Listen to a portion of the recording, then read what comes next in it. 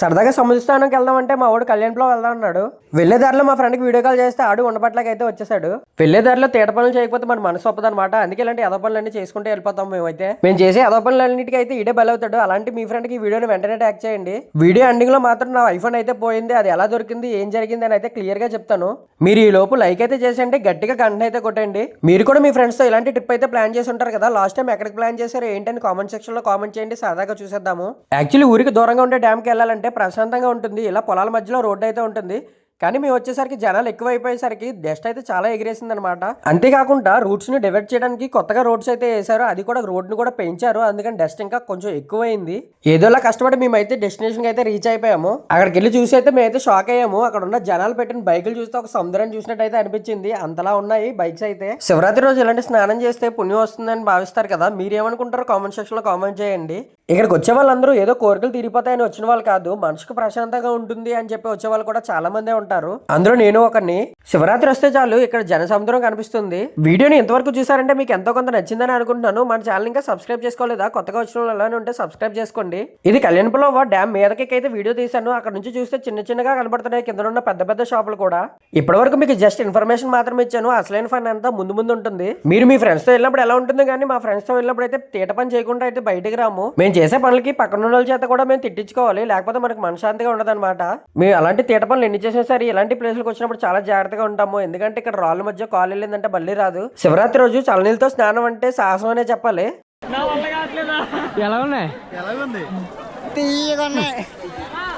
ఏదోలా మా వాళ్ళు మోటివేట్ చేసి అయితే లోనకి పంపించేశాను.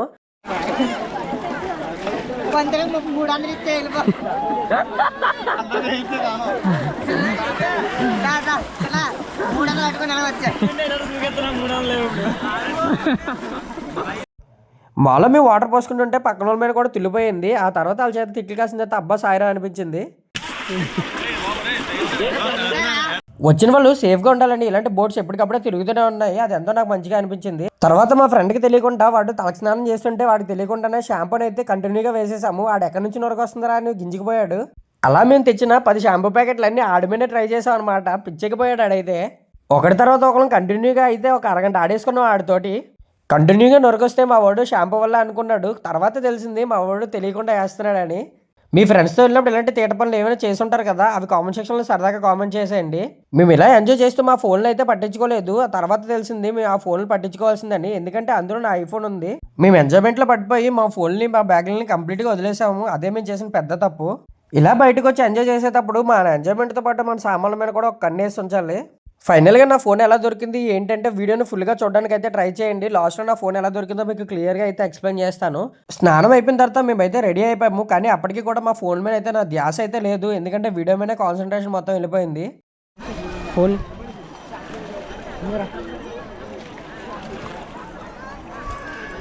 నీ ఫోన్ తీసుకున్నావా? లేదు, అందులో ఉంటుంది చూడు. లేదురా తిట్టి కావాలన్నా అందులో చూడు, ఆ బ్యాగ్లో చూడు. ఇందులో తడి బట్టలు అన్నాయి. ఏమైందిరా? మీరు ఎవరన్నా తీసారా? 7 పుస్తకాలు తీసుకుంటారు ఇచ్చాను. అరే ఇందాక ఒకడు రెడ్ కలర్ షర్ట్ వేసుకొని ఎక్కడే తిరిగాడు రా. ఆడిగాని తీసాడు మరా.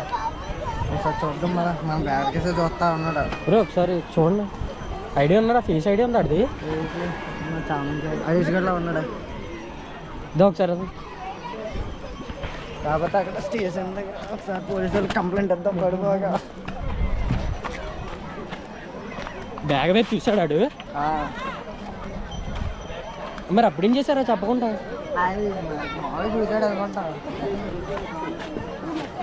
వెంటనే వెళ్తే రెడ్ కలర్ టీ షర్ట్ అబ్బాయి దొరుకుతాడని చెప్పి చాలా ట్రై చేసాము. కానీ అక్కడ ఎవరు ఏం కనిపించలేదు మాకైతే. అయిపోతుంది.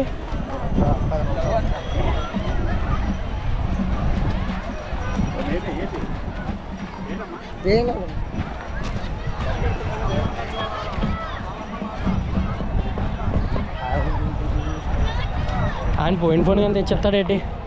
ఇవ్వలేడు కదా.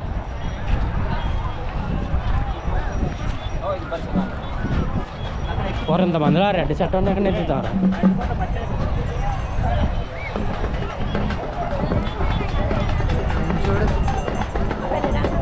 పోలీసులు కంప్లైంట్ ఇచ్చేద్దామా? ఒకసారి ఫోన్ చేస్తే బాగుండరా, నీ ఫోన్ నుంచి ఫోన్ చేయ ఒకసారి. ఇక్కడ ఉన్నారా పోలీసులు, కంప్లైంట్ ఇచ్చేద్దాం కదా. తర్వాత ప్రయత్నించండి. The number you have dialed is currently busy. Please try later.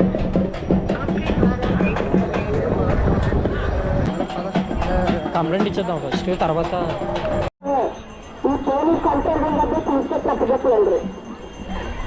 మీరు వీడియో చూసారు కదా. ఆ మొబైల్ అయితే పోయిన తర్వాత నాకు మళ్ళీ వీడియో తీయాలనిపించలేదు. సో నేను అక్కడే ఉన్న పోలీస్ స్టేషన్కి వెళ్ళి కంప్లైంట్ అయితే ఇచ్చాను. కంప్లైంట్ ఇచ్చిన తర్వాత చెప్పాను, ఎవరికైనా డౌట్ ఉందా, మీ పక్కన ఎవరైనా తిరిగారు అన్నప్పుడు మా ఫ్రెండ్ చెప్పాడు కదా, రెడ్ టీషర్ట్ అబ్బాయి అక్కడే పక్కన తిరిగాడని చెప్పేసి, అది మేము చెప్పాము. నెక్స్ట్ ఆల్టర్నేట్ నెంబర్ ఇంకోటి అయితే ఇచ్చామన్నమాట. సో ఆల్టర్నేట్ నెంబర్ ఇచ్చిన తర్వాత వాళ్ళు మాకు కాల్ చేశారు. కాల్ చేసి ఫోన్ దొరికింది ఇలా అని చెప్పేసి తెచ్చిచ్చారనమాట. అయితే జరిగింది అయితే ఆఫ్టర్నూన్ టైంకి మాకు మొబైల్ తెచ్చిచ్చింది అయితే ఆల్మోస్ట్ ఈవినింగ్ అయిపోయిందనమాట. అందరూ క్లోజ్ అయిపోతున్న టైంకి వాళ్ళకి మొబైల్ అయితే దొరికింది.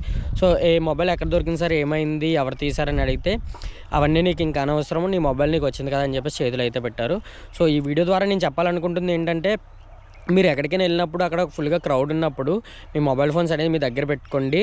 అండ్ చాలా జాగ్రత్తగా ఉండండి. మన చుట్టుపక్కలే తిరుగుతూ ఉంటారనమాట, ఏది ఎప్పుడు దొరుకుతుందా అని చెప్పేసి వెయిట్ చేస్తూ ఉంటారు. అండ్ క్రౌడ్తో వెళ్ళినప్పుడు మొబైల్ ఫోన్సే కాదు, గోల్డ్ కూడా అవాయిడ్ చేస్తే ఎంతో బెటర్ అనమాట. ఇలాంటి వీడియోస్ మన ఛానల్లో వస్తూనే ఉంటాయి. సో సబ్స్క్రైబ్ చేయలేదా, ఇంకా సబ్స్క్రైబ్ చేసుకొని బెల్ ఐకాన్ యాక్టివేట్ చేసుకో.